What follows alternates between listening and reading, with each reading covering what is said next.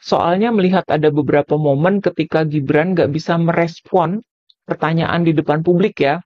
Jangan-jangan memang pernah kejadian Gibran itu nggak nyambung ketika diajak ngobrol sama Pak Prabowo.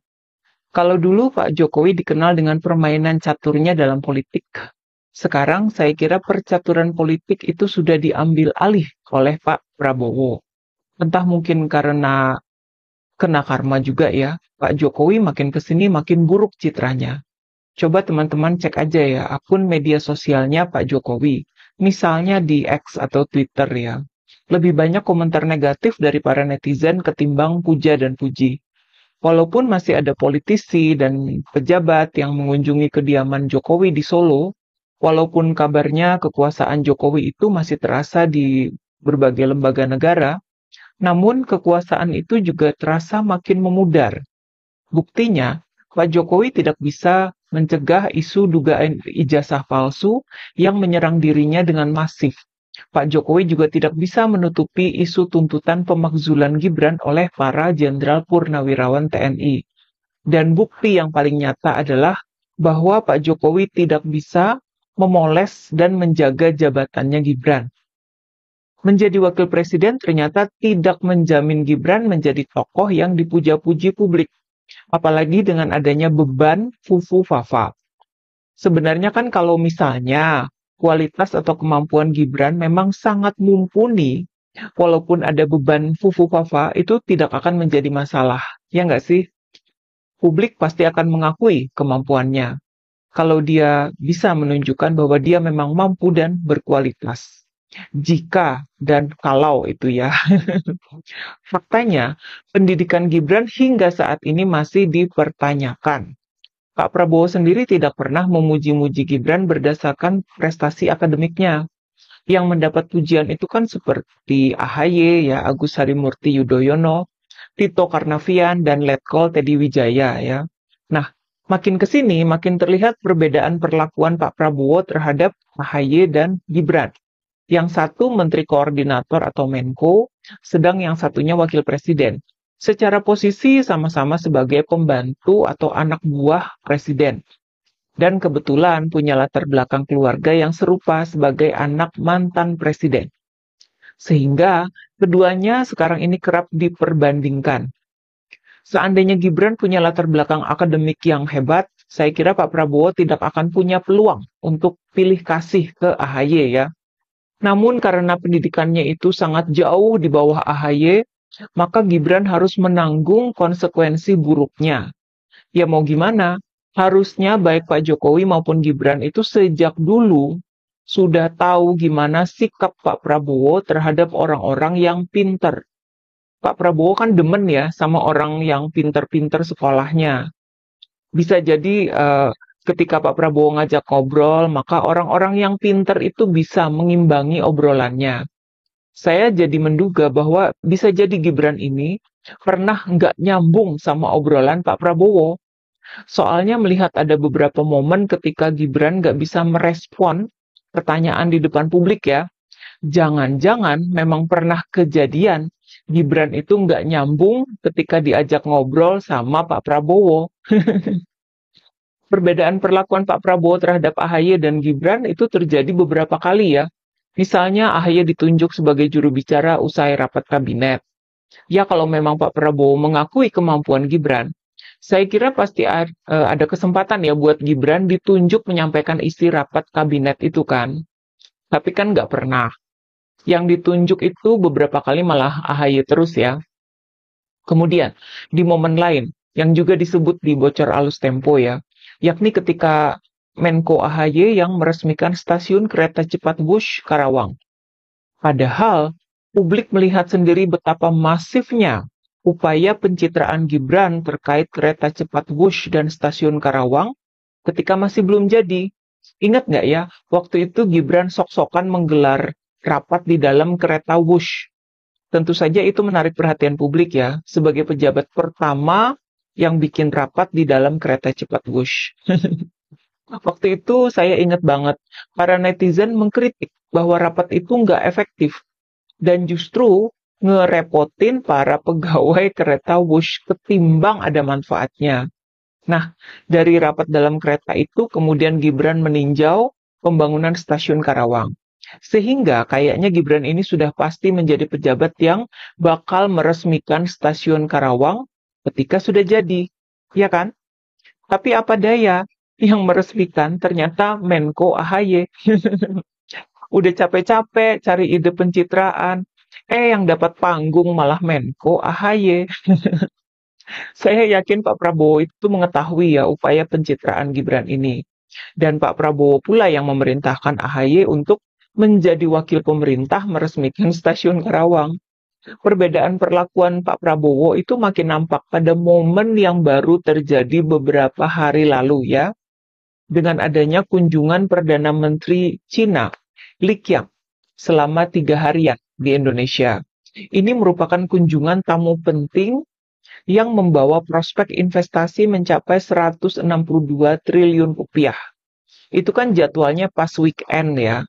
Jadi saya pun awalnya mengira bahwa akan ada Gibran di dalam kegiatan Perdana Menteri Li Qiang. Perdana Menteri Li datang hari Sabtu, ketemu Pak Prabowo di Istana Negara hari Minggunya. Di istana, beliau-beliau ini makan siang bersama. Nah, saya kira dalam momen ini pasti ada Gibran. Namun, ternyata Pak Prabowo didampingi oleh anak beliau, Mas Didit ya. Kemudian sesudah acara di Istana Negara, Perdana Menteri Li ke gedung DPR RI dan bertemu dengan Ketua DPR RI Mbak Puan Maharani. Menandakan betapa pentingnya tamu negara ini ya buat Indonesia. Sepenting ini, tapi kok Gibran nggak kelihatan juga. Udah tanda-tanda jelek sih sebenarnya. Tapi masih ada hari Senin ya, hari kepulangan Perdana Menteri Li. Dan apa yang terjadi pada hari Senin itu?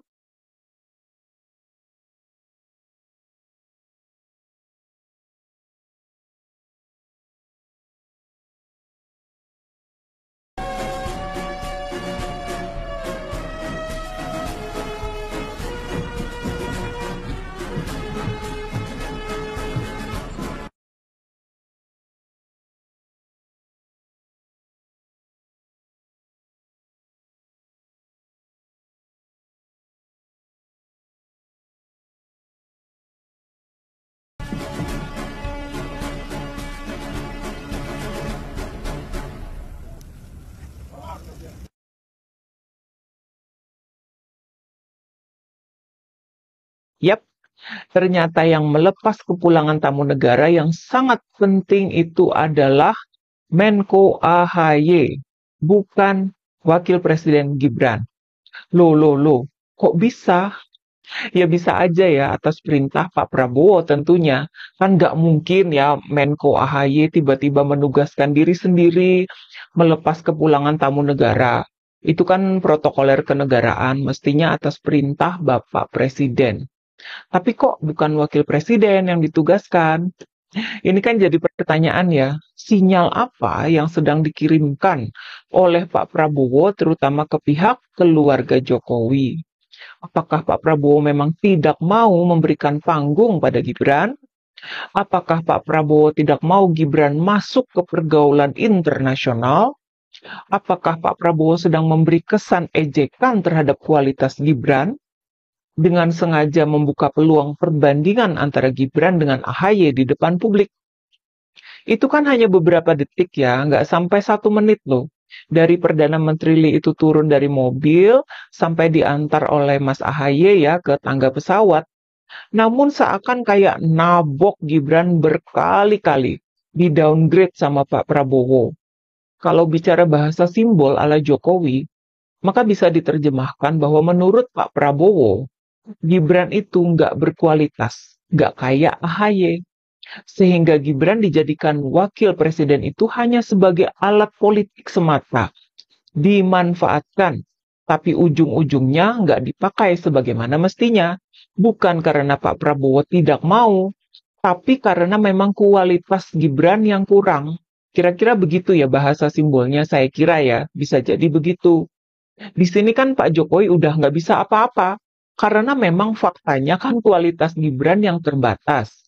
Mau dicitrakan bagaimanapun, mau bikin konten YouTube sebanyak berapapun, kalau kesannya kayak membaca dengan tatapan kosong, maka hasilnya itu justru lebih memperlihatkan ketidakmampuan Gibran.